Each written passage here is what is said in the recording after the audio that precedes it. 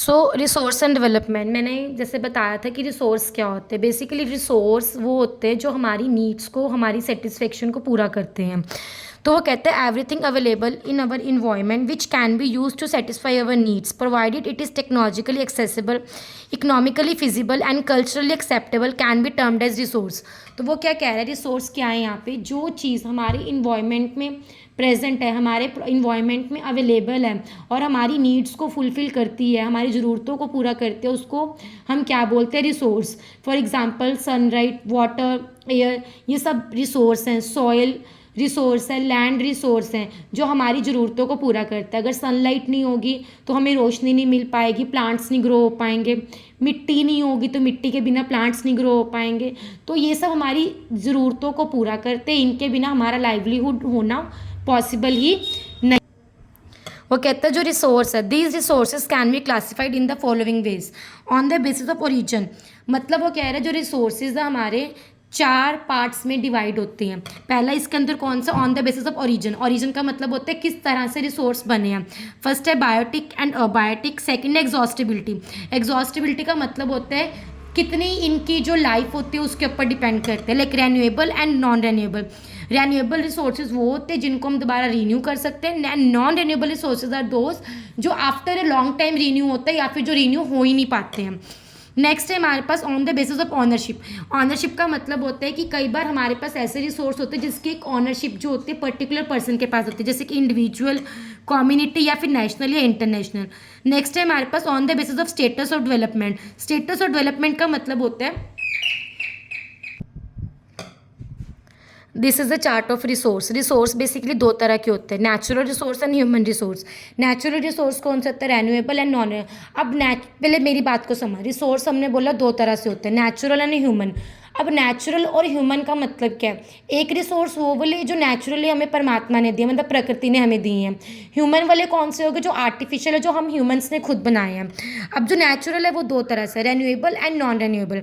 Renewable जिनको हम दोबारा रीन्यू कर सकते हैं, मतलब जो भी कभी ख़त्म ही नहीं हो सकते। For example sunlight, wind, water etcetera. और नॉन रेन्यूएबल कौन से हो गए, जो या तो हम रिसाइकल कर सकते हैं या फिर जो नॉन रिसाइकलेबल, जैसे फॉसिल फ्यूल्स, पेट्रोलियम, कोल, अगर एक बार ये ख़त्म हो गई तो दोबारा हमारे पास नहीं आएंगे। अब इसके अंदर हमारे पास ह्यूमन में कौन सा है, structures and institutions and quantity and quality. Structures and institution तो आपको पता ही है। अब ह्यूमन को हम एक तरह का रिसोर्स क्यों काउंट करते हैं, बिकॉज जो ह्यूमन बींग्स हैं उन्हीं के कारण आज हमारी जो लाइफ है यहाँ पे एग्जिस्ट करती है। अगर ह्यूमंस नहीं होते तो ये दुनिया भी नहीं होती।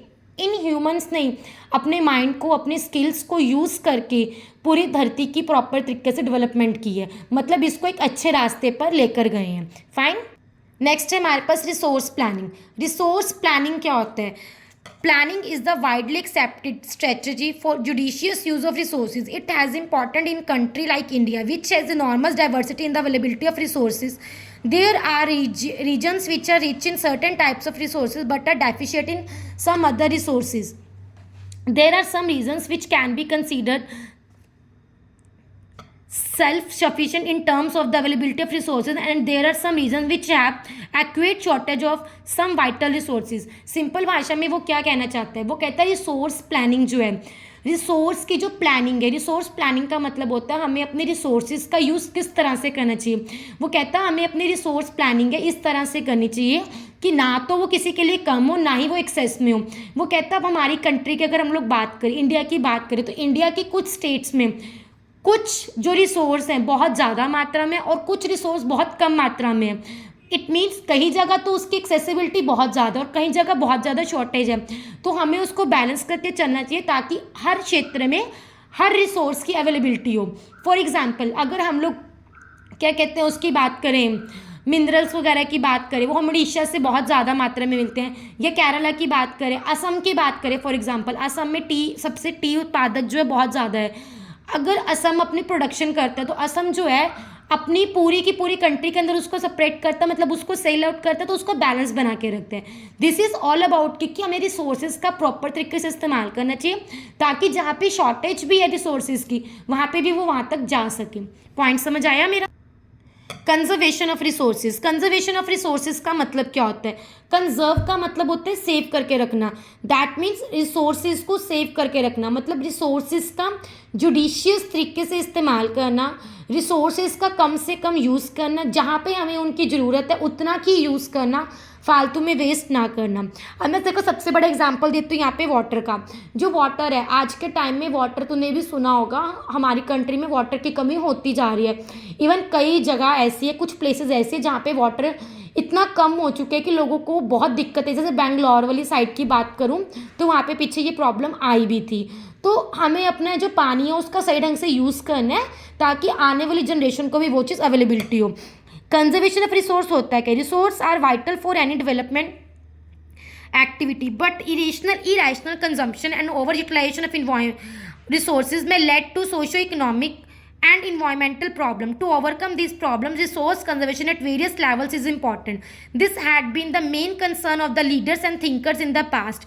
For example, Gandhiji was very apt in voicing his concern about resource conservation in these words.